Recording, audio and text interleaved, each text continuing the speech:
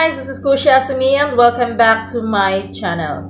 For today's video, I will share to you on how I create my thumbnails and how I put it in my YouTube channel using my mobile phone. So, that's it guys. Kailangan natin ng PixArt. Yan, PixArt. Next, Pixelab. Yan yung mga ginagamit ko guys. At saka yung YT Studio. Kung saan natin ilalagay yung thumbnail natin after natin ma-create siya. So, yung tatlong yun guys, yung kailangan natin. Kung wala pa kayo nun, mag-download na kayo sa mga Play Store nyo o kaya sa mga App Stores nyo. Yan. So, let's start guys. So, ayan guys. So, napunta tayo sa PixArt. Kung wala kayong PixArt, mag-download kayo sa Play Store nyo or sa App Store nyo. So, since meron akong PixArt dito, click ko na lang yung PixArt.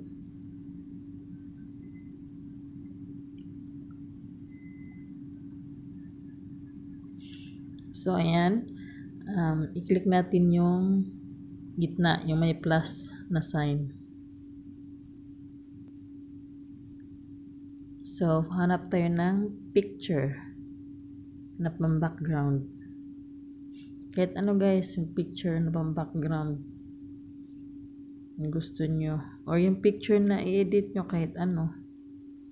Hanap muna ako dito ng picture ko. Hanap ako ng picture dito. So,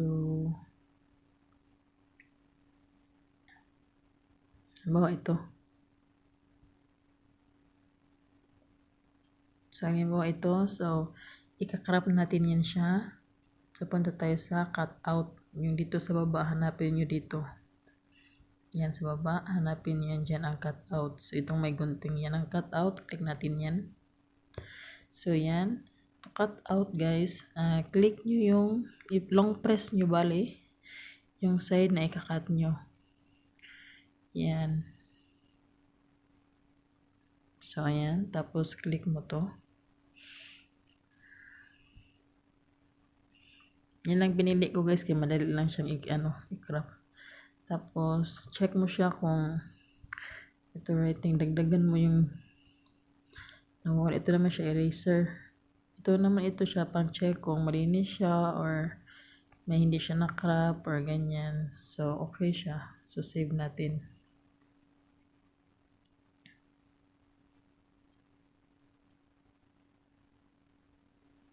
So, ayan na siya guys. So, punta tayo sa fit. Itong fit. Pwede kayo makapaghanap ng pang-background dito sa fit. So, ayan. So, pwede kayong i-click nyo itong pang-background. Ito maganda. Pwede kayong magpili dyan. Or pwede sa image. Ito sa image, ito yung mga views. Magagandang views. Pwede kayong makapagpili dito ng magagandang views. Ayan. Ayan. You see, marami, di ba? So, ayan. Tapos, halimbawa, itong flower.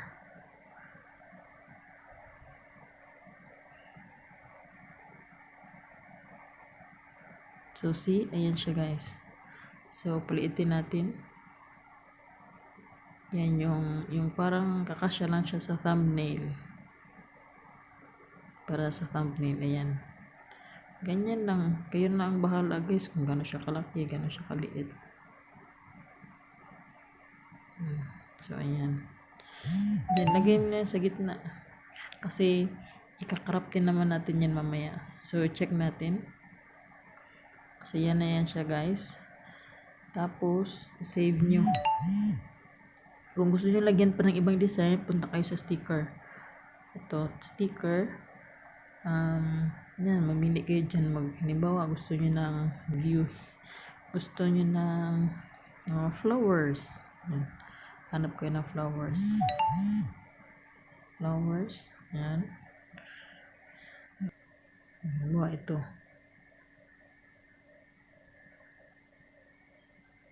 See, kayo na. Maraming flowers. So, halimbawa, yan. Mas baba. Design of flowers. Oh, ayan. Another sticker. Lagay pa natin ng ibang flowers. Depende sa inyo guys ha. Sample lang itong ginawa ko.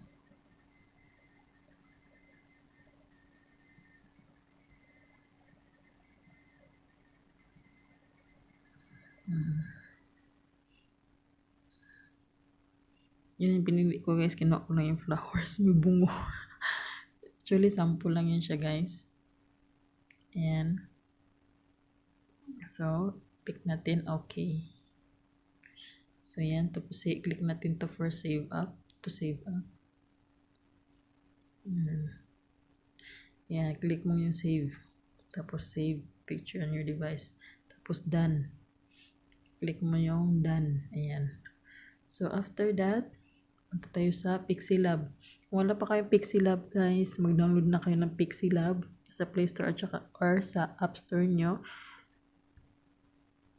So, since may Pixilab na ako dito, click natin yung Pixilab. Ayan. So, dito guys, punta kayo sa ito siya. Click nyo yan. Tapos, punta kayo sa From Gallery. Tapos, click nyo to. Tapos, yan. Click nyo tong 16:9. Ito, yan yung size niya pang ano guys, thumbnail. So, ayan. Kaya nang bahala mag-adjust. So, ayan. Click OK. So, ayan. Yan lang guys. Tapos, text nyo. Punta kayo sa dito. Dito sa letter A. Click nyo edit. So, edit kayo dyan. Halimbawa,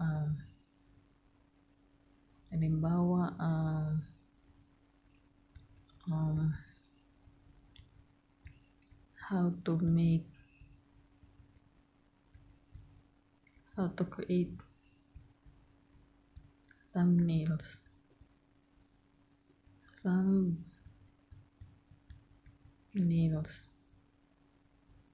Halimbawa lang, yan lang guys. So, ito, marami kayo makita ito baba guys, kayo nang bahala dyan. Dito tayo sa font, may font. So, kayo na kung anong design yung gusto nyo. Halimbawa, yan. Yan. Yung gusto nyo ng kulay dito sa color. Halimbawa, green. Ayan. Click nyo OK. Tapos, pang background para mas maganda yung kulay sa stroke. Ayan. Halimbawa, black. Ayan, black. So, lakihan natin. Mas kapalan pa natin. So, dito sa stroke width. Yun ang bahala mag-adjust dyan kung gano'ng kakapal yung stroke width niya. So, okay. So, ayan na guys. So, as simple as that. So, ganyan lang siya guys.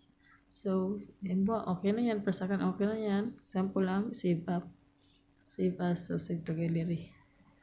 So, automatic na yun guys. Tapos, para malagay ng thumbnail, punta kayo sa YT Studio. Kung wala pa kayong YT Studio, mag-download din kayo niyan sa Play Store or kaya sa App Store nyo. So, meron ako dito. So, click ko yung YT Studio ko. So, ayan na siya guys. Halimbawa, ilalagay ko siya dito. Nandiyan na yung videos ko. Halimbawa lang. So, i-click ko tong videos. Halimbawa ito guys. Ito. Wala pa, pangit tong ano. So, halimbawa ito. Halimbawa lang ito guys ha. Click natin to. Palitan natin siya ng thumbnail. Yung maganda. So, click mo yung gitna. So, click mo yung dito, yung may plus. So, click yung na-create mo na thumbnail. So, ayan na siya guys. So, select. So, ayan na siya. So, click yung select. So, then, click mo yung save. So, ayan guys. That's it. So, see? Andyan na siya. So, finish. It's done. Para mag-check. Tingnan mo, open mo yung YouTube mo guys. Kung ano na ba yun. Punta ka sa videos mo. Videos. So, ayan na siya guys. Oh, as you see. LS while waiting. Tapos, example lang yan yung guys. Example lang yan on how to create thumbnail. So, ayan. Sample lang. So that's it guys. I hope you've learned something from this video, and please don't forget to like and subscribe on my YouTube channel, Kushi Azumi. And comment down below anything about this video and click the bell button permanent for you to be updated on my next video. That's all. Bye. Masalama.